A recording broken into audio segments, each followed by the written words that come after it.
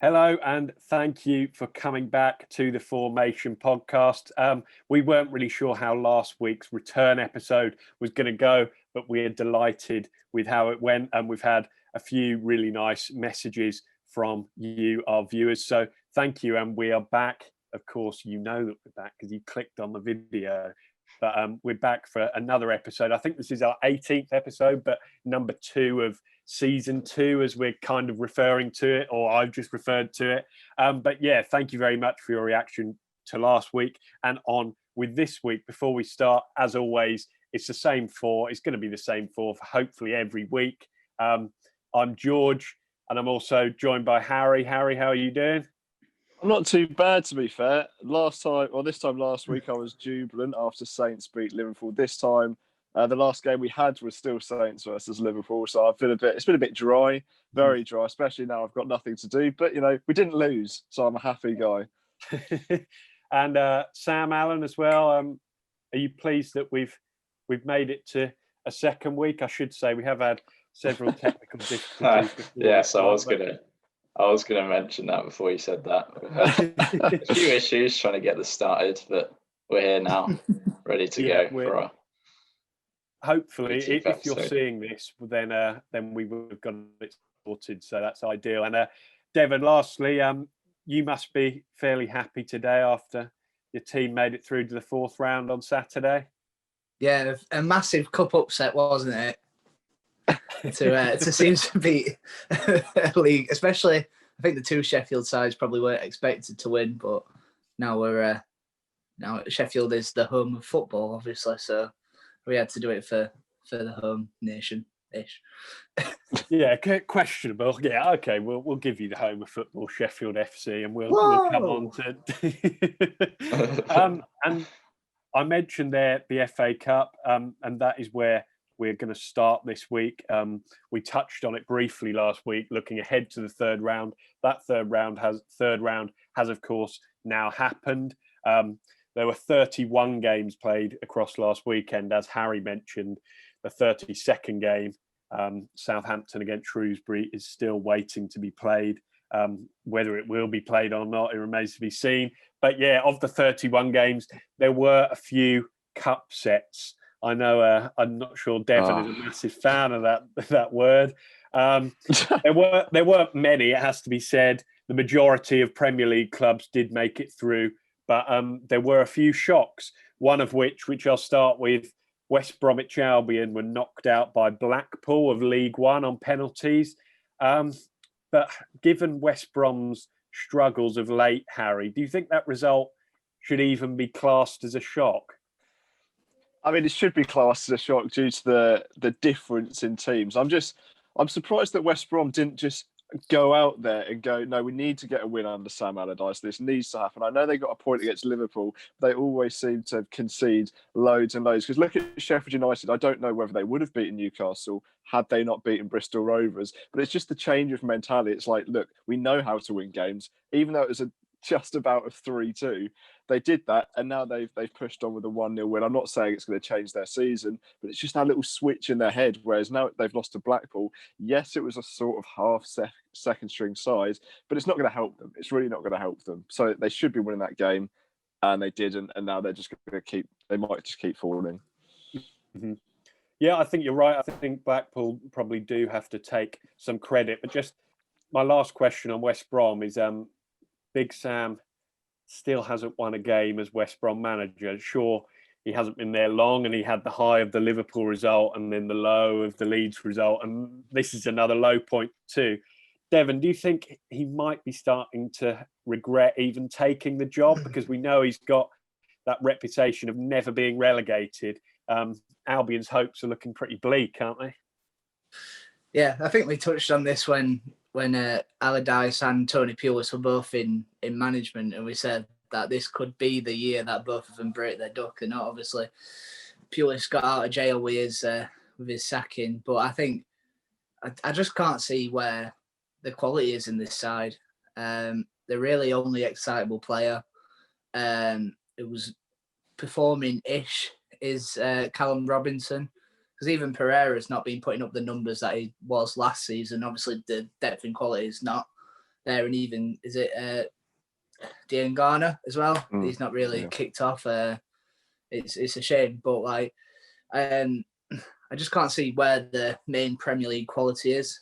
Even at the back, they're really struggling at the minute, and I think the Blackpool performance was, I mean, we can't take any credit away from Blackpool. They were just relentless for the whole game and really pressed and upset West Brom's rhythm. But I was talking about West Brom win as a whole. I think on paper, as we touched on last week when we were talking about Sheffield United's fall, West Brom are drastically worse on expected goals and stuff like that. And statistically, they are the worst team in the Premier League. Mm-hmm. Yeah, it is starting to look very increasingly difficult for West Brom. Moving on, arguably the shock of the round at the weekend was Crawley winning 3-0 over Leeds, who we focused on quite a fair bit last week. A little bit of a reputation on Twitter as being a bit of a misery over the past few months, but he couldn't stop smiling really on Sunday. Sam, why do you think that game went so wrong for Leeds? They still had a few senior players in there, but they were comfortably second best on Sunday. Yeah, it's quite hard to say. To be fair, they were extremely toothless going forward and not the same threat that they have been in the Premier League this season. I don't think they've actually won an FA Cup game under Bielsa, Leeds. So I think that showed where his focus has lied during his time at Leeds. It's not been in the cup competitions, but they still, like you mentioned, had a few good players on there, good players on the pitch. Calvin Phillips, I think, is playing at centre-back, but still you would expect them. I guess it's not as much a surprise that they lost the game, because upsets do happen in these situations, but it's just the way they lost. I mean, they were resoundingly beaten, and that's taken nothing away from Crawley. Obviously, they were very good. And I looked on Twitter after the game at the Leeds hashtag and everything else, which maybe isn't the best way to try and gauge fan reaction, but a lot of the criticism seemed to be aimed towards Leeds' keeper, Kiko Casilla. And I think that's maybe related to a few things that have happened in the past with him. But Devon, do you think that's fair? Do you think he was really badly at fault, or do you think overall they were just all at sea and it was just a bad day? Again, going back to the Blackpool point, I don't think any credit could be taken away from Crawley, because they set up with a game plan not to just be not negative. They didn't really stick, a full 10 behind the ball, but as long as they upset the rhythm and the Bielsa ball, they were going to get something out of that. And I think even with Kiko Casilla, you'd expect better from somebody that's played in Champions League winning sides. Spanish international, you'd expect him to do better with a shot that's coming just a few inches away from his left hand. He's a complete. He's not a terrible keeper, because we've seen in past. I remember last year, to bring Sheffield Wednesday back into the fold as I always do, is that when we played them, we drew 0-0 with him, and he was outstanding that day, as was Kieran Westwood. It was a game for goalkeepers, and he has got that side in him where he can make a few really good saves, but then I think last season we saw as well where one or two times where he rushed off his line out of box and got done in them situations. He's got more negatives than positives at the minute. Mm-hmm. And it was a big weekend too for young players, under 23s and under 18s, mainly due to COVID, to be honest, with teams like Aston Villa and Derby County having big outbreaks, meaning their first team all had to self-isolate. The standout really was on Friday night, Louis Barry for Villa. He scored against Liverpool, and Derby as well had 11 debutants in their starting 11 for their defeat to Chorley. First off with Barry then, Harry, how impressed were you with him, but also Villa's young team, with how, they really tested Liverpool for a bit. For a moment there, I was thinking, could they even beat them? So what did you think of that?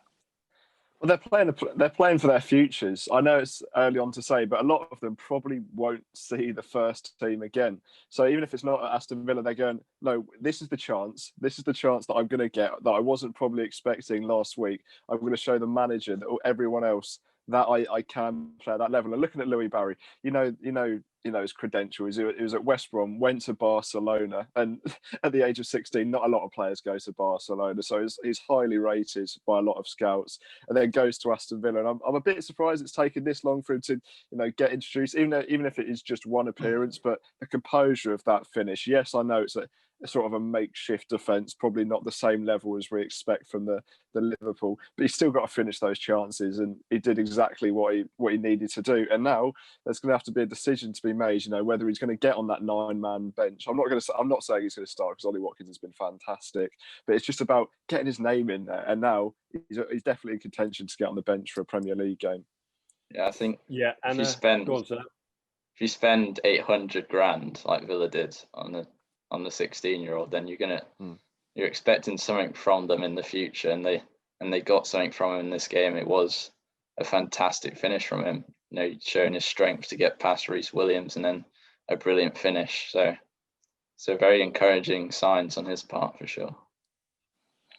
Yeah, and as for Derby, they were knocked out by National League North side Chorley, who are the only team who are flying the flag for non-league in the 4th round.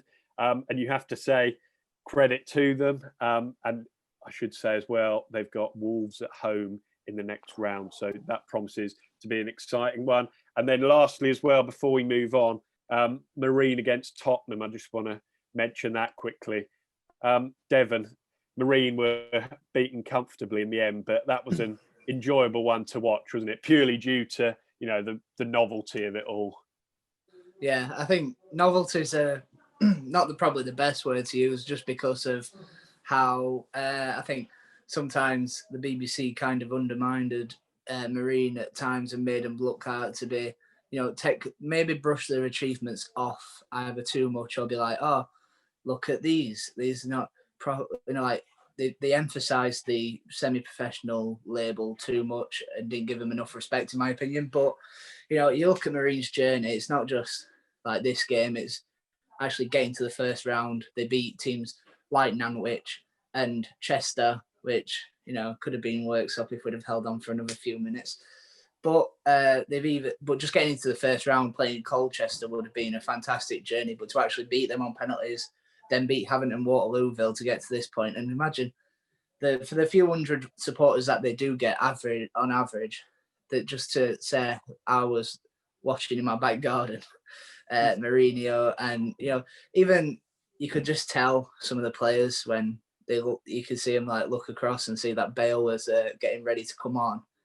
It must have been a surreal experience for all of them, and obviously us four have been close to action in non-league this season with his respective clubs. It's really a surreal moment just to get into a high round of the FA Cup, never mind the 3rd round. And just going back to Chorley's thing, they've got a great opportunity to not just be in the 4th round, but again, to welcome a professional outlet in the Premier League. Yeah, and you mentioned there the fact that the 4 of us have all been involved at non-league clubs. And that is the reason why we wanted to, as our next talking point, focus on something specifically related to non-league and the non-elite leagues of non-league, because yet again, doubts have been raised in the past week or so over whether this season will be able to finish. That's for non-elite divisions across the country. I've got here the Trident Leagues, which is the Northern, Isthmian and Southern Leagues, which is steps 3 and 4, I believe, of the non-league pyramid. They've suggested that the season should be declared null and void as it was last year. So, Devon, you're shaking your head. How damaging do you think this could be for a second year on the trot? Just everything scrapped again. It's very damaging. First and foremost, you've got to remember we are in a global pandemic, and people's safety and people's health has to be put first. Everyone understands that, but my main problem is that why is the rush to decide in January? Because as we saw in the summer, things do eventually get better. and they allowed fans to come back in. And from that kind of not trial but period, I know it works that we had one COVID outbreak, and that were in the clubhouse, where it was shut at the time, so it didn't affect any of the crowd. There were occasions where it was got a little bit crowded under like a stand or something when it was chucking it down, but it was quite successful. I think it was over the whole of non-league as well. They didn't have any specific outbreaks due to football crowds. Yet again, supporters are being ostracised. It's kind of a balancing act between we need football, but we also need supporters. I think there's ways around it as well. There's one or two suggestions that would be much better, especially in our league. Sam and I do works up on Loughborough respectively, that they're on about splitting the league north and south, or east and west, and just having 20 games, which is a reduced schedule, more time for people to react. If they get a positive test, there's more chance of, you've got to think about whether it's been atrocious up in north, as we always know, especially you two down south, where it's sunshine and beaches every day. But it's not quite.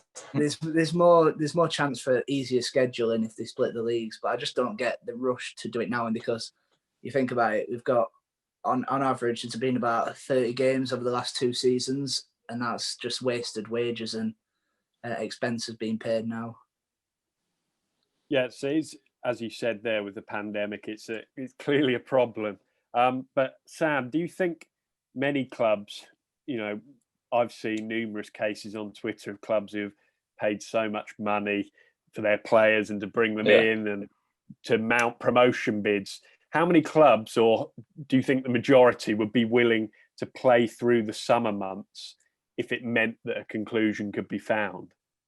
Yeah, that is the issue. I think the financial side of it hasn't been as big as a problem for non-league than it has for like EFL clubs, let's say, because they can go into some sort of hibernation with most of the clubs being run by volunteers and players on pay-as-you-play contracts. So I don't think the financial side has been as much of an issue as in a bit higher up in football. But I think, like, to answer your question, I think it would be there might be some. I think a lot of the players would be all right playing through the summer because they haven't had much football this season. Like, some clubs aren't even in double digits the games they've played. So I think for me, they've rushed in. The first decision to cancel the league last season was a rushed one, I think, because the season was almost finished at that point. And now this season, like I've already mentioned, some clubs are only in single digits for games. So I think there could have been maybe a decision made to potentially combine the two, or take some of the results into account from last season anyway, because that season's just been thrown aside and completely forgotten when we played close to 3/4 of it. So it's a difficult one. It's not easy for those in charge, but it does feel like there's been a lack of direction, a lack of leadership with a lot of the decisions that's been made. You mentioned there the possibility of combining, and that is something which Spencer Owen, who is with #United, has he's trying to promote that idea specifically. Harry, what are your thoughts on that possibility? Do you think that would be fair or not?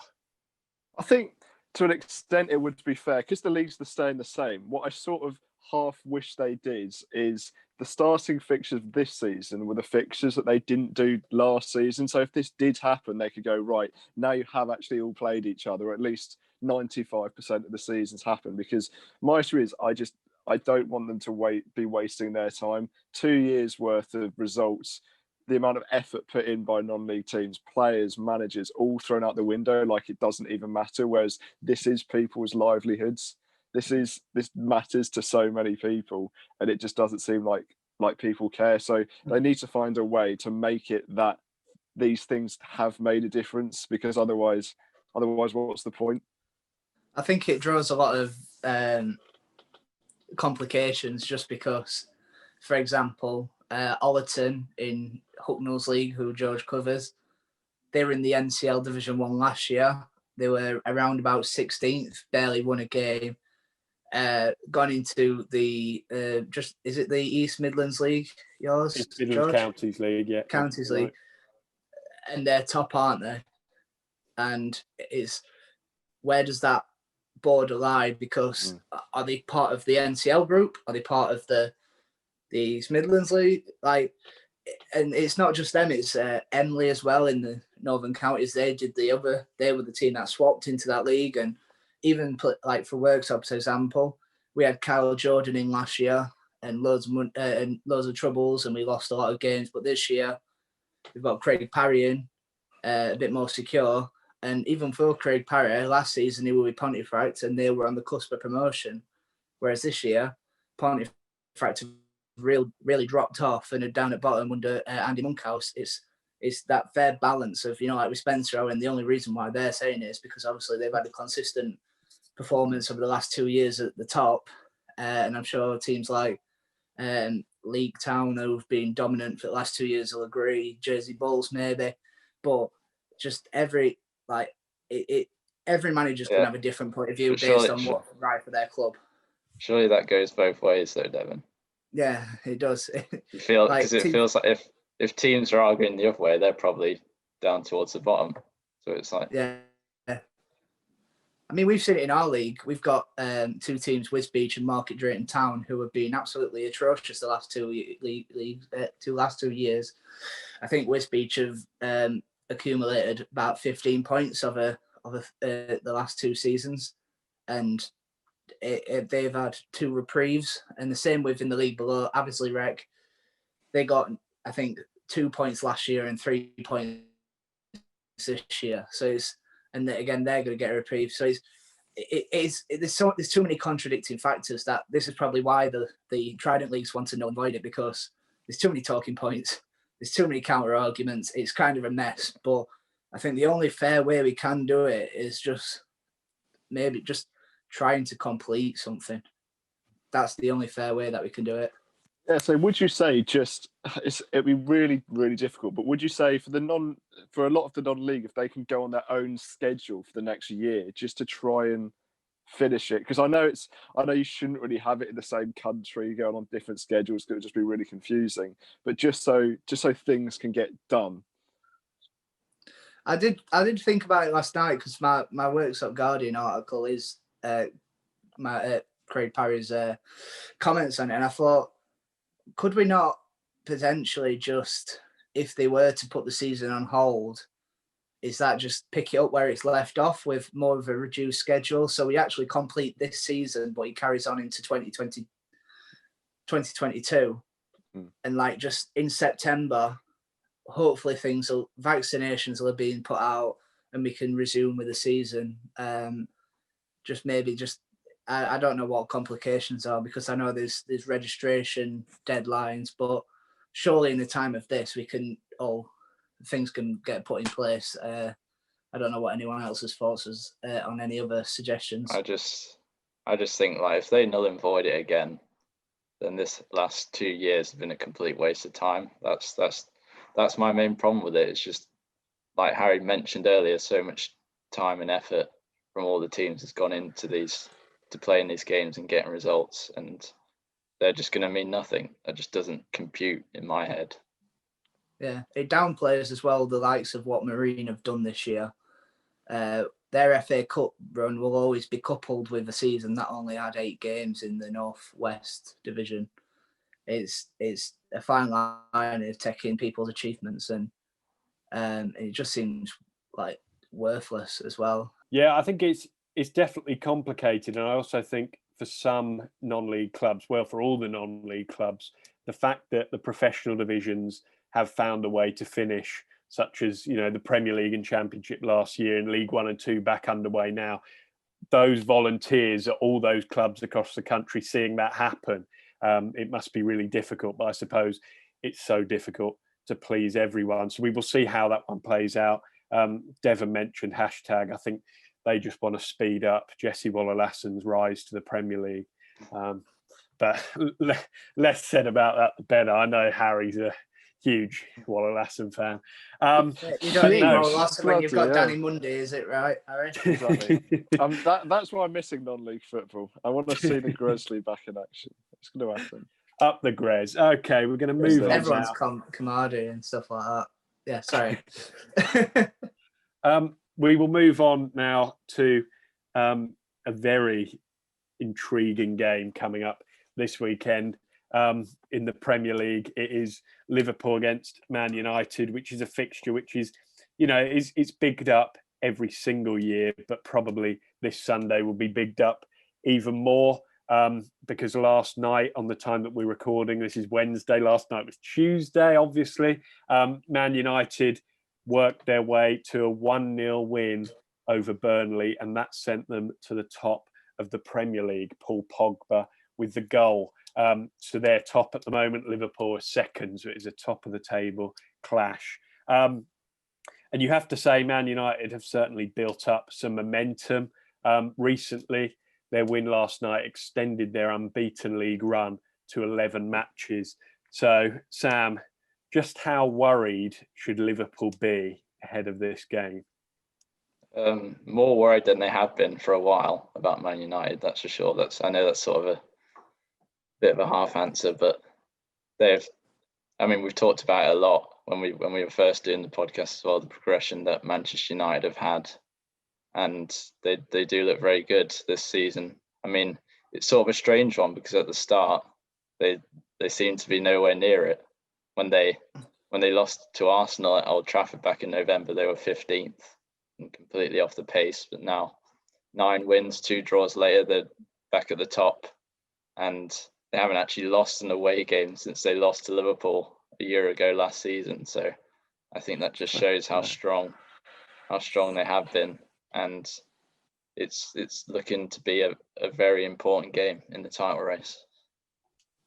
So yeah, they've found some consistency. And do you think the fact that they've got results like that Burnley one last night, when for a minute you were starting to question, are they going to score? And then suddenly, bang, the pass is there, Pogba scores. Do you think they're finding the way to win like they might have done under Fergie now? Yeah, they definitely have, and they've got these new characteristics now, this resiliency and this leadership through Bruno, and they found their system with Paul Pogba more off to the left, and sort of either Matic or McTominay or Fred helping Bruno Fernandes in midfield, and that's a system that's worked for them this season, and they found that consistency in their first, at this point in the season, for the first time since 2012. So that shows that's a physical evidence that they have found that consistency this season and have been able to grind out results. And all those comebacks away from home that we've seen this season is also testament to that. We've spoken in the past about Liverpool's problems defensively. Obviously, Virgil van Dijk and Joe Gomez are going to be out for quite a while with their long-term injuries. So, Harry, do you worry about their depleted defence against the likes of, Bruno Fernandes, Rashford, Cavani too looks to be firing pretty well at the moment? Yeah, I think they've come across Manchester United right at the wrong time. At the moment, this is now feeling like they're under Fergie. If they go 1-0 down, doesn't matter. They've got plenty of time to get back into the game. They have that winning mentality that they, like Sam said, I didn't even know that. The away form is absolutely unreal. And now players are starting to not stay happy, that's the wrong word, but now because they're top of the league, players like Pogba have just piped down a bit because they think, do you know what, maybe we might get a league title here. So yeah, they should be worried, especially now. It feels like every single player is on form for Manchester United at the moment. Marcus Rashford, he's feeding the goals and he's feeding the kids at the same time, so it's brilliant. You've got Bruno Fernandes, who didn't really produce much against Burnley, but it doesn't matter because they won 1-0. And normally, after a quiet game, will come up and do something in the next one. And they didn't get a penalty against Burnley either, so they'll be ready for another one against Liverpool as well. So I think they should be very, very concerned, especially because Liverpool, like you said, they're not in the best form themselves. They've not scored in 3 games either. They've not scored, they've not won in 3 games. They definitely haven't scored in 2 against Newcastle and Southampton. So I think the fixtures come at a perfect time for Manchester United, and it couldn't have come at a worse time for Liverpool. Devon, there's been a bit of talk recently, well, probably since last night's win, in fact, how Ollie Gunnar Solskjaer might try and approach the game. Do you think he might go into it thinking, oh, well, if we get a draw here, we'll stay top? Or do you think he's got to go and try and attack in order to, take advantage of that Liverpool defence who looked weak? I think sometimes the downfall of Manchester United is themselves second-guessing themselves, like how they play, how they set up, and they've been doing just fine. I mean, I think the Leeds game was the epitome of the change in mentality that we saw, because a lot of people wrote Manchester United off going into that. They were saying, this could be a really good win for Leeds. And, first 15 minutes, they got a job done.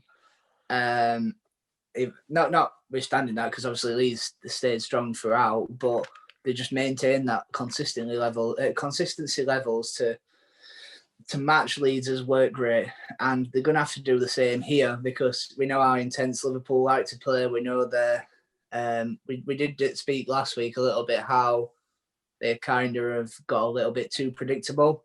And I think Man United bring that unpredictability, because they've got a various range of attacking options. Don't get me wrong, that it's quite pace orientated and how quick they can turn from defence to attack, but they just have different options, and it's a mentality of whether the big players will turn up. We've seen in past that sometimes Bruno Fernandes can phase in and out of games. Despite his goal involvements, he can pop up out of nowhere and get his assist or his goal or his nice little skippy penalties. But maybe it'll be like a 5-5 of penalties between Manchester United and Liverpool, based on stats. But I think this is probably the best opportunity Manchester United have got. It's just a mentality issue of whether, if Ollie thinks about it too much, they're going to end up screwing it up. So he needs to get a game plan in early. And like Harry said, even if they do go 1-0 down, Liverpool have shown the frailties. Marcus Rashford needs to show why he's one of the best in the league, and Bruno really needs to step up to the plate. And it's always that never say die attitude that Fergie instilled into the squad from the 90s forward, that obviously Ollie's played under him and should know all about this. And I think he's gone a little bit under the radar, because whenever Manchester United lose, it seems to be all hell's broke loose. Everything's going wrong. This is Old Trafford's burning down. But when they win, everything's like rosy again. So it's going to be an interesting matchup against two sides that are the most productive in terms of shots at goal, and probably the most entertaining when they're on the phone. And I think you talk about them taking a point, I don't think they can afford to play that way, because if they take a point and Manchester City and Tottenham win, they gain 2 points on them. They get closer. So I think Liverpool would not be happy with the point, but it just means that they won't be 6 points clear of Liverpool. And I think Liverpool would have the feeling that they can get back on form and make that up. For Manchester United, it's not a must-win game, and it's certainly not a must-lose. There's no must for any of the results. But if I was them, I wouldn't go in trying to get a draw, because normally if you try and get a point, it backfires. United need to play without fear, because we've mentioned how Liverpool are stuttering, but they've only lost 2 league games this season, and they haven't lost at home since April 2017. So they're still a superpower at Anfield, and if you try and sit back like United have done in the last few years, they will break you down eventually, even if their front three aren't supposedly as deadly as they have been in the last couple of seasons. They will eventually find that way. So they need to go and attack Liverpool, ask questions of that makeshift backline that they've still got. And not just that, it's whenever Liverpool face a bullish approach from a team, they always seem to crumble. And you'd expect players like Scott McTominay to be in there who will really, dig an elbow in or upset the rhythm. As soon as Liverpool's circuit is broken, they do, start to spark and fall. So I think the game plan's there for Man United. It just depends, because Liverpool can always spring up with something new. We know how their will to win. We said it. We've compared them to Bayern with how they have been dominant these last few years. So it's going to be interesting. Very quickly then, let's get some score predictions on the board. Harry, what are you going for?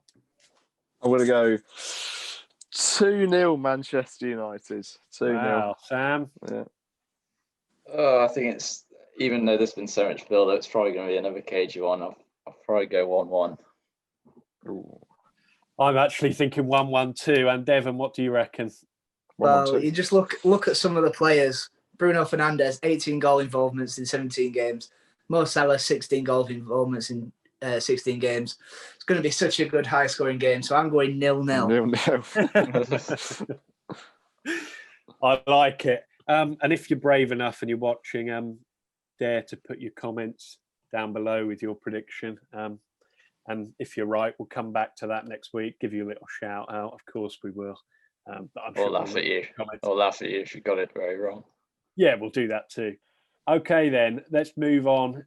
We've got Sam's quiz coming up at the end, which hopefully we do a bit better this week because we were rubbish. Hopefully. Last week.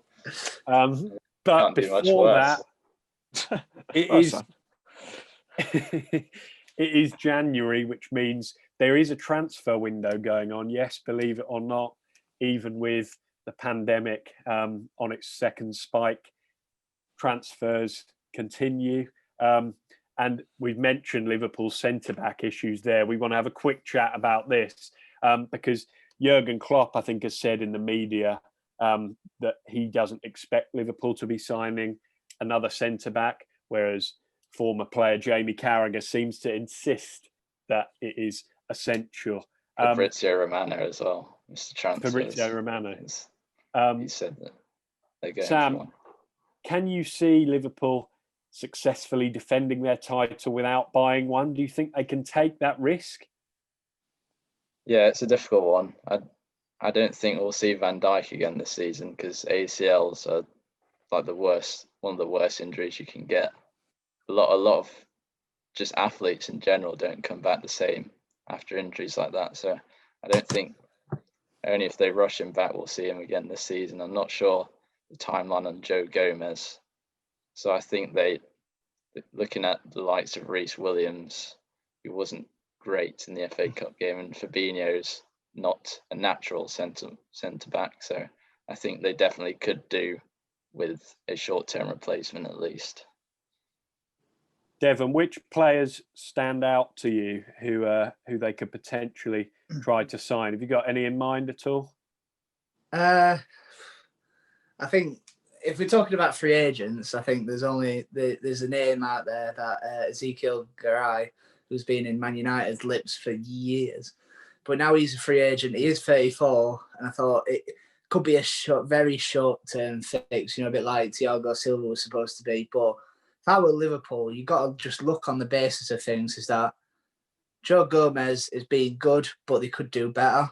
So they're probably going to be on a fine line between, if they do get someone in, they either want someone like Ozan Kabak at Schalke, someone young, he's only 20, that could be nurtured into a good centre-half because he is a little bit rash, and obviously Schalke have been absolutely woeful the last few years, but he's been really an outshining, a player that's shone through these last these dark moments due to his age and his just consistency at that level. If I were Liverpool, I think you look at the importance of where they want to go and the importance of Virgil van Dijk, and if they want a long-term partner that's going to be there a few years, Upamecano. Oh damn it! I've been preparing that all morning. Dayot. Just call him Dayot. Upamecano. Yeah, I think Upamecano's fine. He could be a long-term solution and a partner for Van Dijk that would eventually take over from Van Dijk in a few years. But how accessible that would be, they'd be splashing out into the to the 50s and 60s for that, because there's actually a £40 million release clause that I think triggers in the summer. Mm-hmm. Yeah, so I was obviously talking in a different currency, and I definitely did my research on that. But it's in the summer, so they can't do it. Yeah. Can they do it now? They say I don't cost think them it's 60 mil now. If they went for him now, Yeah. Other than that, there's really, maybe someone like Ben White that could be in reserve, and make, between him and Joe Gomez, just switching in future. But there's not really that many options that they can say. I've seen that just a very strenuous link to Sergio Ramos in the last couple of weeks as well, which that I can't see that having any substance, especially for how cheap the deal was supposed to be.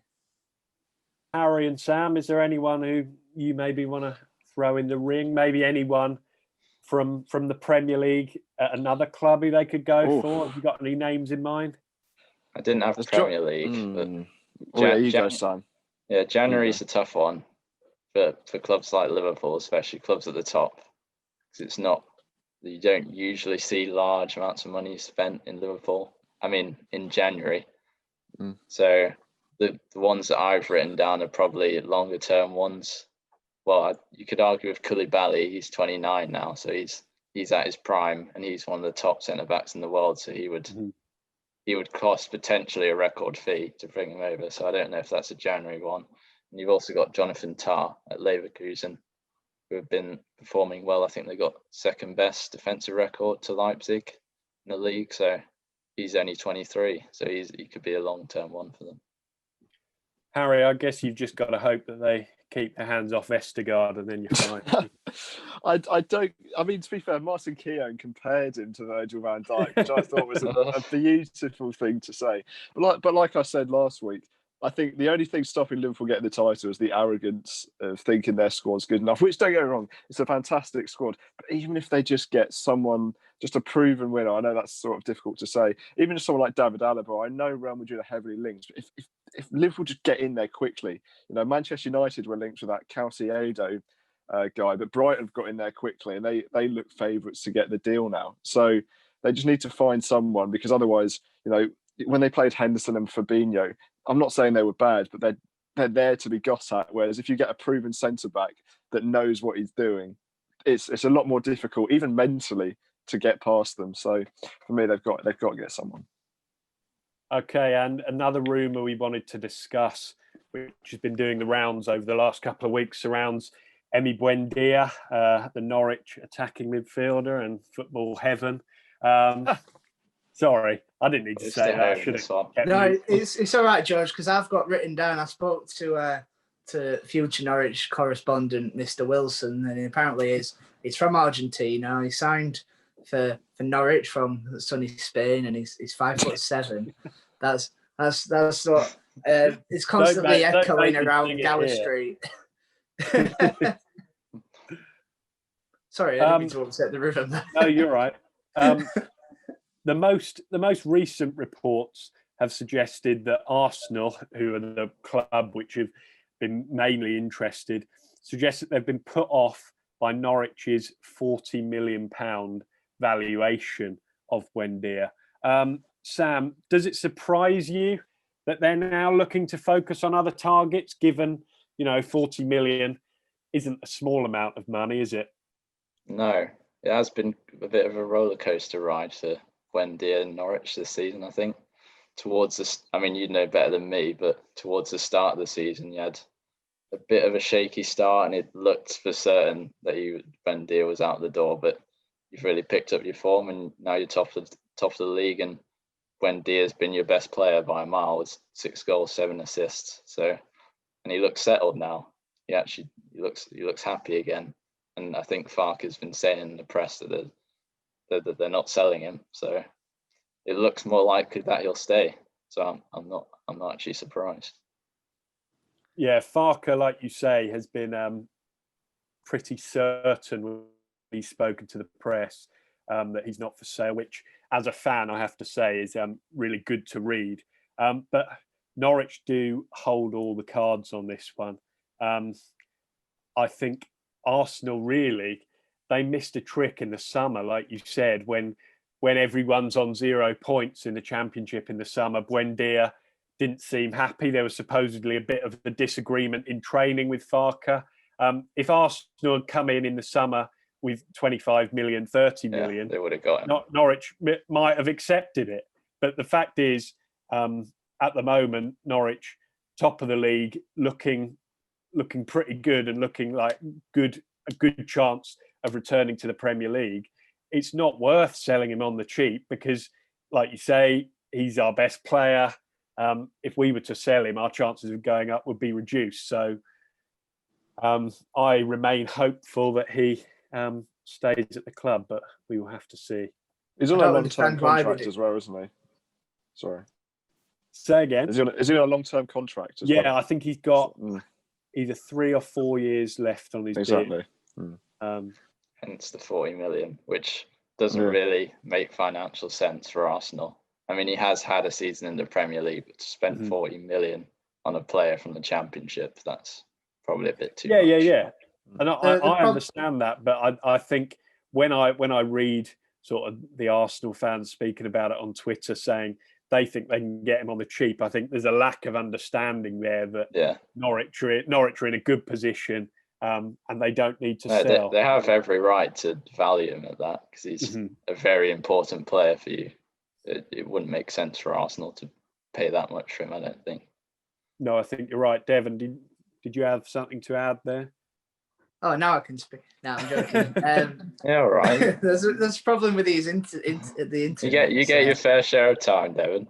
I apologise. I waffle on too much, but it's not just like Buendia's quality has been shown in the Premier League. I mean, Norwich were arguably the worst team in the division, yet he was still top not of the arguably. We were the worst last year. You don't have to say that. George, I'm trying to soften the blow. All right, I'm trying to soften it for you.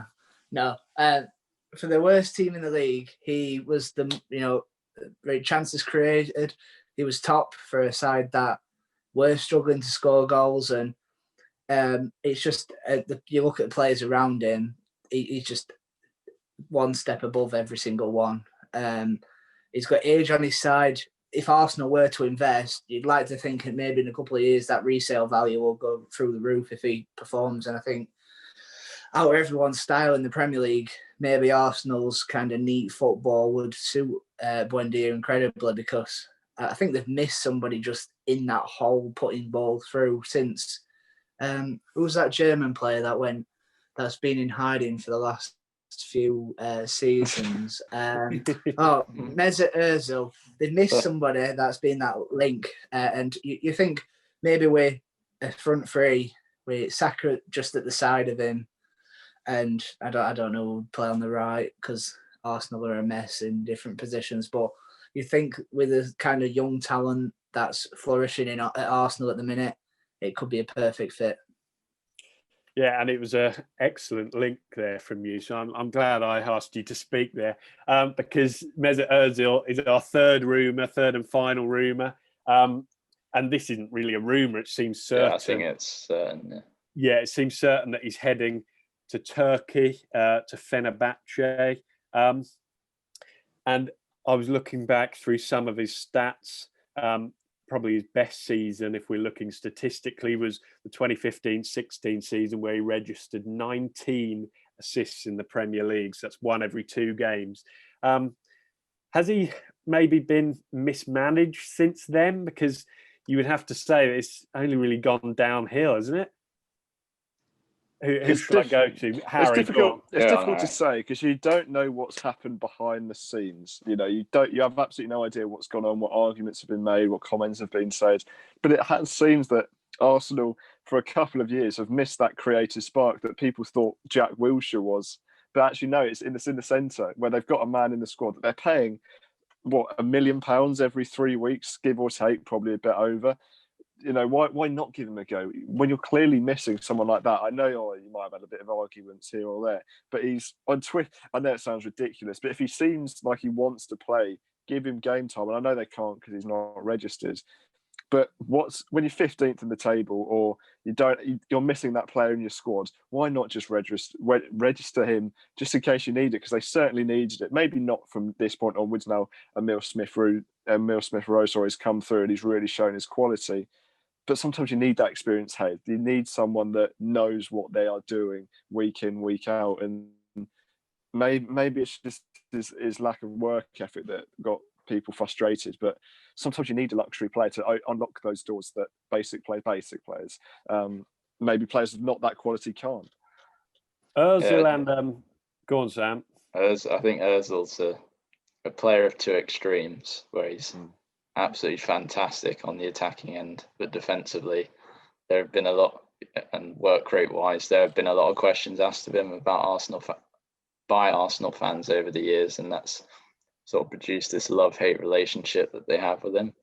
And fair play to Arteta in a sense, he has put his foot down and said, no, you're not playing for my team, and you're out the door. But I think I have to agree in the sense that they really do need a player like him at the moment. He can create something out of nothing in a lot of games, which he has done over the years. I suppose that's where Buendia would be in question, because it's not just his attacking talents. I mean, he's the 10th best for tackles per game with 2.3. It shows his work rate is quite good defending from the front. I think Ozil sometimes, I don't know if it's arguably just from somebody that's not Premier League oriented, just because we are nowhere near Spire. But I think sometimes during that period of between Wenger leaving, Emery and Arteta's introduction, there's been a lack of a scapegoat, and I think Arteta's took the most hit from that. Wait, have I said Ozil's took the most hit from that? Sorry, because even sometimes you have to make exceptions when you've got someone as gifted as Ozil. Maybe the work rate can be put off by his quality, can be forgotten about because of his quality. Devon, Arteta and Ozil did play together for a short period of time when Arteta was a player. So does it surprise you that it hasn't worked? You'd like to think that because he's played alongside him, he'd know how to utilise him perfectly. But I suppose Arteta's very disciplined. He's a disciplined manager. He's worked under Pep Guardiola, and we know his work is that sometimes if it's just a case of if he's not buying into Arteta's ideas, then he's probably not gonna tolerate it. I think like managers like Lampard maybe a little bit can be kind of pushovers, I think, in terms of other decisions being made at the top. And I think because Arteta's got the freedom and his own ideas in place, it's going to be his way or the highway, isn't it? Because he's got that. It is progressing now, and I think Ozil's getting to an age where he's not going to be as effective anyway, just because of the amount of games that he's not played. But if we were talking about just before he got ostracised, if he were able to come straight back in, then maybe there'd been a bit of more of an exception. But I think it's probably best for both parties because of the negativity of supporters and how Arteta works to get him out of the door as quickly as possible. I'm just surprised that it's happening now and not a few years ago. Yeah, so that's kind of all we've got to say on the transfers for this week. I think in conclusion, we'll just say, Arsenal, keep your hands off Buendia. But yeah, we're going to move on now to the final bit of this week's episode, which is, of course, the quiz. So I'll hand it over to Sam once he's found his questions, and we will get going with that. And fingers crossed, we're a bit more successful and there's a few more right answers. Go on, Sam. We've obviously got a huge game coming up, which we have talked about in today's podcast, and that is the theme of our quiz: Liverpool versus Man United. Okay. What, you're talking about Coventry versus Sheffield Wednesday? Got 5 questions today, but there's 1 or 2 with more than 1 point to be won. So plenty of points up for grabs. And I think you should fare better in this one. I'd say it should. Don't say that. We never know. You've put the pressure on now. Go on, Sam, when you're ready. Okay. Question number 1. Who is the record appearance holder in this fixture in all competitions? Player. Okay. I reckon Liverpool's played a lot of games in this fixture. Oh, no, it could be. Yeah, I don't know why. Is it Luke Chadwick?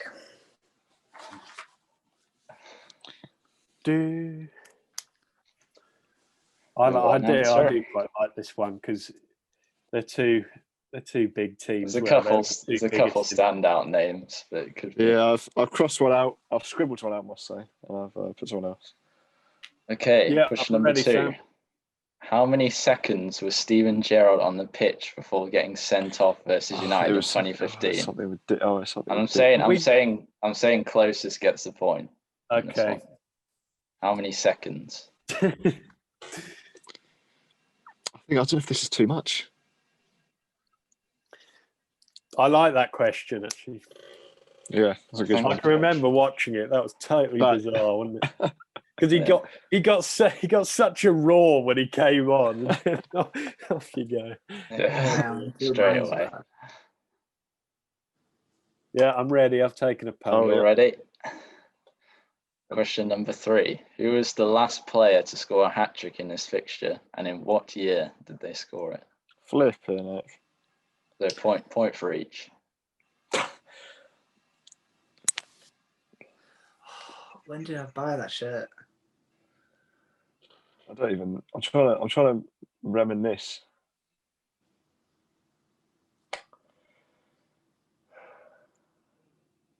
This is tough because I've got a few in mind, but let's go for it. It's better than having nothing in mind, I guess. Well, very true. I mean, most days, just nothing going on in there. I've got a feeling that's not going to be right. I'm going to go with it. Oh, but was it? Oh, we'll put it down and we'll see what happens. No, it couldn't have been. Ian Rush, Harry. Definitely not Ian. Ian Rush. George, get in his head. We need to get some points on this. Okay, number 4. Nemanja Vidic holds the record for most red cards in this fixture. How many did he pick up against Liverpool? What, in one game or overall? No, how many in total? How can you get more than one? Oh dear. Sendings off in one fixture. It's between 2. I'm not sure. Who did you say, 2. Harry? I don't know. No, I said it's between two numbers. I'm ready. Could be 2. It could be. Okay. It could be. Final one. These two teams have only come up against each other once in European competition, Liverpool winning 3-1 on aggregate in 2016. How many of the goal scorers over the 2 legs can you name? So there's 3 Liverpool, 1 United. Yeah, when I was doing my research, I saw this. It happened. I should have clicked on it. Sorry? Was it Europa League? It's Europa League, yeah. Did you say it was 3-1 to Liverpool? 3-1 on aggregate. How many of the goal scorers over the 2 legs can you name? Well, I want to go him. Are you able to tell us how many different scorers there were? Have we got it's 4. 4 goals, 4 goal scorers. Okay. Christ. That's different. I don't think he was on the score sheet. Let's have a think. I don't actually remember it at all. I can't say I do either. I'm going to go him. We're overtime there at the time. God. 2016. So 26. It would have been at Liverpool. Just got to think who was playing.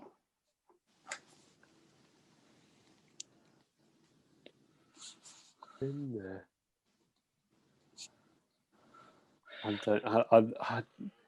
So I know he scored, but did he?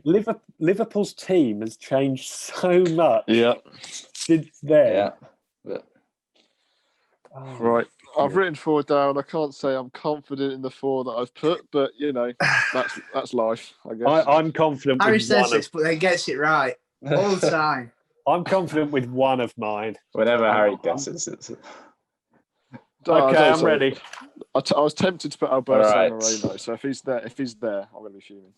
So, number 1, who is the record appearance holder in this fixture in all competitions? Harry.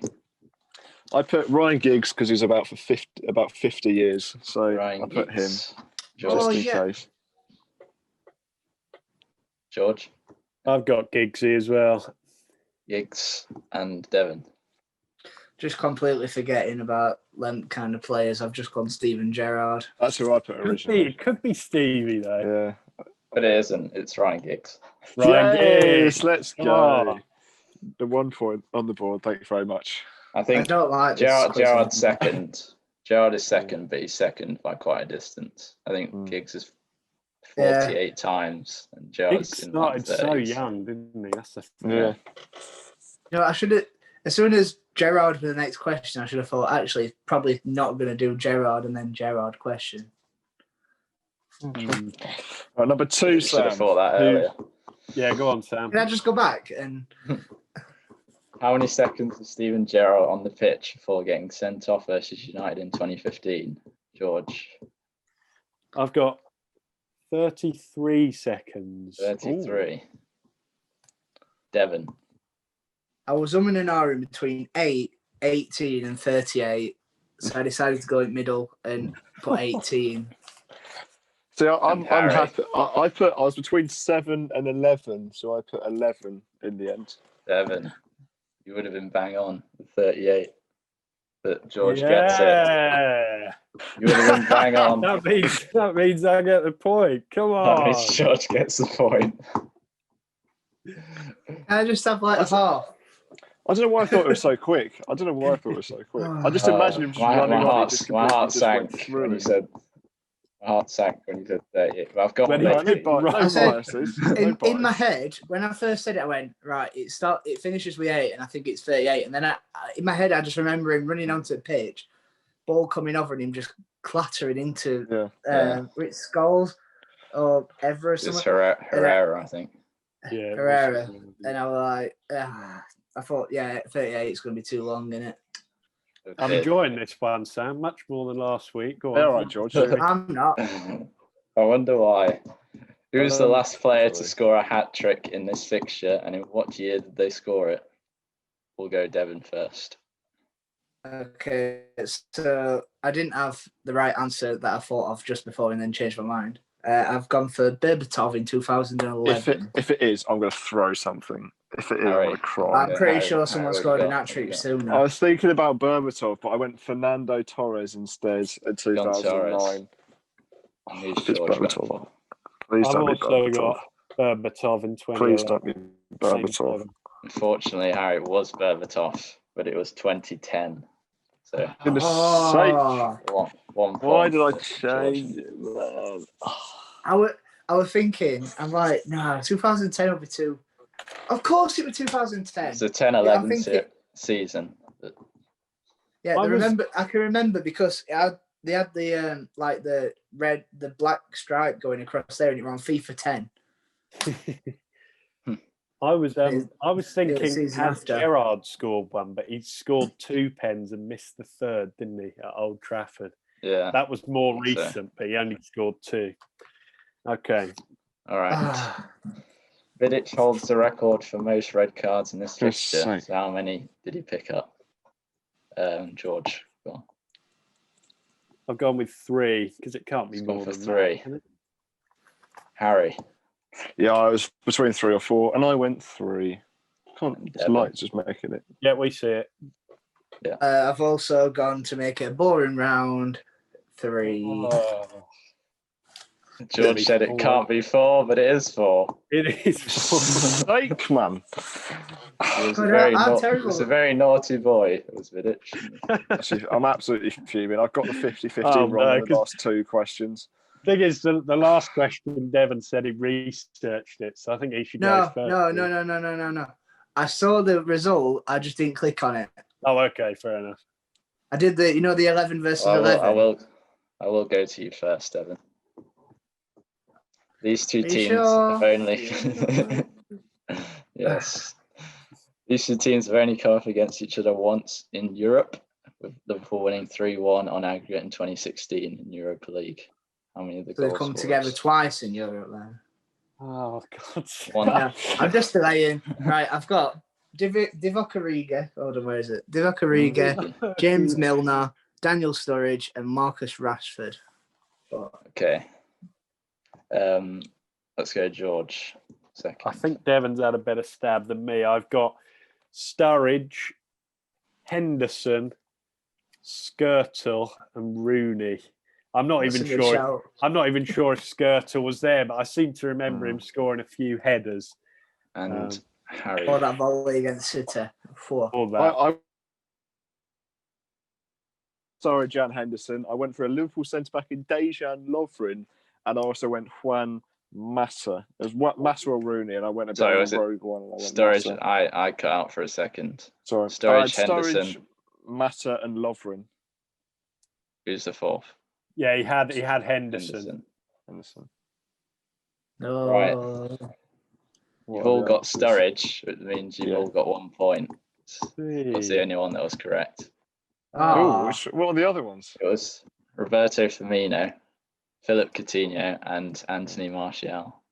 Yeah, I never would have got those, to be fair. They weren't in my thinking for some reason. Yeah, they weren't in mine either. Coutinho scored that great goal where he shimmied past 2 defenders and lobbed it over De Gea, on the byline. Yeah, but everyone lobs it over De Gea nowadays, so it's not special. How many, Sam, before you checked it, how many do you reckon you would have got? Do you think you would have got more than one? Did you remember this game fairly well? I remember the Coutinho one because I've seen it quite a few times, but I probably would have got him and Sturridge. Well, I think there were some good questions in there. So yes. Good. Do you want to total them up? Have you got them there, or do we need to? I've got a total. You've got totals. Go on, give them to us. Yes. So joint second or joint last. Harry and Devon with 2, and we've got George with a respectable 4. Is that for this week? So that's this week. Yeah. Okay. So George is ahead with 6, Devon with 4, and Harry with 3 in total. Go. It's still very early, isn't it? We could be in lockdown for months, so we'll see how that evolves. Yeah, we'll see. Yeah, we'll see you in 3 weeks when non-league's gone. It's not avoided. Come on, then. We've all got big shaggy beards. Well, I've been trying for years. It's not going to happen. Yeah, probably not. I'm pleased to say that we have made it to the end of the episode somehow. A couple of hours ago, I thought this was never going to be possible today. But this is the end of the episode. We've been through the quiz. We've been through the FA Cup. We've been through a fair bit in the last hour. But thank you very much for watching. As always, follow us on our socials at @_Fourmation on Twitter and the Fourmation on Facebook. As we always say, if you fancy it, drop us a comment down below. We read all of them. And yeah, we will see you next week. Enjoy Liverpool against Man United on Sunday. That should be a cracker. Bye. Fingers crossed. Great 0-0 drill. Fingers crossed it isn't 0-0. We will see you next time. Both peace and takers.